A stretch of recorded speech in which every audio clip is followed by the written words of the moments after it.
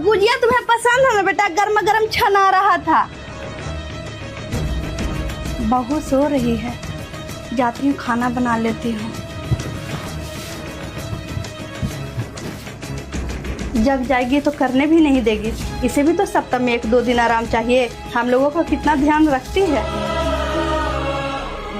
अगर इसकी जगह मेरी बेटी होती तब तो मैं काम करती ना। क्या होगा, एक दिन मैं खाना बना दूंगी तो जल्दी जल्दी से खाना बना लेती हूँ, फिर उठेगी तो खाएगी। यह मैं ही तो उसकी माँ हूँ।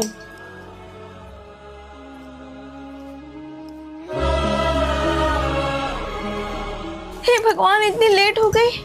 मम्मी जी को दवाई भी देना, आज तो मम्मी जी खूब डांटेगी।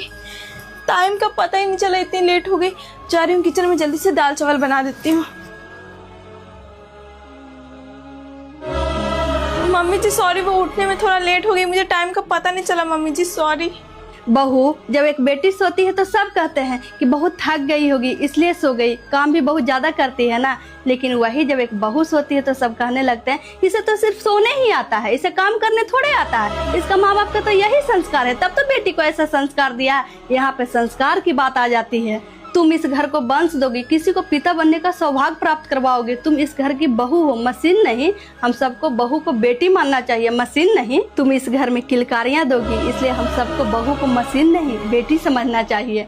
एक सच बात बोलूं मम्मी जी, ससुराल में सास का भी होना बहुत जरूरी है, वरना उम्र से पहली बड़ी हो जाती हैं वो लड़कियां जिनके सर पे सास का साया नहीं होता। जाओ खाना बन गया है, खा लो। जी मम्मी जी।